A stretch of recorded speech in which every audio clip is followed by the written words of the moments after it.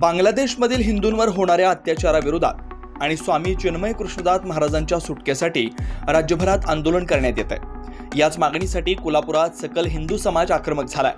कोल्हापुरातील जिल्हाधिकारी कार्यालयासमोर सकल हिंदू समाजाच्या वतीने ठिय्या आंदोलन करण्यात आलंय। यावेळी बांगलादेशाचा ध्वज पायदळी तोडवण्यात आला। तसेच आंदोलनात इस्कॉनतर्फे भजन सादरीकरणही करण्यात आलं। हिंदूंवरील अत्याचार थांबवण्यासाठी आग्रही भूमिका या आंदोलनातून मांडण्यात आली। त्यामुळे केंद्र सरकारने तातडीने यामध्ये लक्ष घालून चिन्मय कृष्णदास स्वामींची सुटका करावी आणि हिंदूंवरील अत्याचार थांबवावेत, अन्यथा याच कोल्हापुरात तीव्र पडसाद उमटतील असा इशाराही यावेळी सकल हिंदू समाजाच्या वतीने देण्यात आलाय।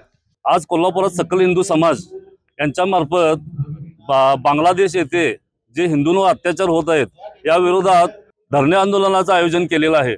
या आंदोलनात सर्व हिंदू समाज सहभागी झालेला आहे। या असंच आंदोलन जर हिंदूंवर अत्याचार चालू राहिले बांगलादेशात तर याचे पडसाद भारतात आणि कोल्हापुरात सुद्धा उमटतील याची सरकारने नोंद घ्यायची आहे। आज मानवाधिकार दिन आहे। या दिवसाचं औचित्य साधून सर्व हिंदू रस्त्यावर उतरलेले आहेत। सकल हिंदू समाज महाराष्ट्र आज कोल्हापुरात सुद्धा हे आंदोलन करत आहे। ठिकठिकाणी तहसीलदारांना निवेदन दिलं जात आहे। आज कोल्हापुरात जिल्हाधिकाऱ्यांना निवेदन देत आहोत।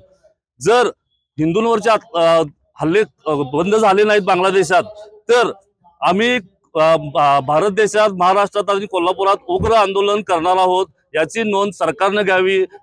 भारत सरकारने बांगलादेश सरकारशी बोलणी करून त्यांना भाग पाडावे, हे हल्ले बंद करायचे, नाहीतर सैनिकी कारवाई करून बांगलादेशचे 2 तुकडे करून एक हिंदू राष्ट्र तिथं तयार करावं, ही मागणी आम्ही आज सकल हिंदू समाजामार्फत करीत आहोत। सकल हिंदू समाजाच्या वतीनं जे काय आंदोलन करण्यात येत आहे त्या संदर्भात मला एवढंच सांगायचं आहे की ज्या पद्धतीने बांगलादेशामध्ये हिंदू बांधवांच्या वरती आणि प्रभूजींच्या जे इस्कॉनच्या माध्यमातून अखंड जगामध्ये जे धर्माच्या संस्कृतीचं चांगलं जतन करण्याचं काम करत आहेत त्यांच्यावरती दबाव टाकून त्यांच्यावरती जो अन्याय चालू आहे यासाठी आंदोलन केलं आहे।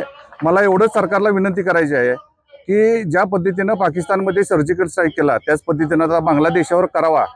कारण आपली भारतीय संस्कृती जपण्यात जे लोक काम करतात आणि ती संस्कृती दाबण्याचं दडपण्याशाही पद्धतीने ज्या पद्धतीने जे काम चालू आहे ते आपली संस्कृती जपणारं सरकार आपल्या देशामध्ये आलेलं आहे आणि त्यांची तरी जबाबदारी आहे।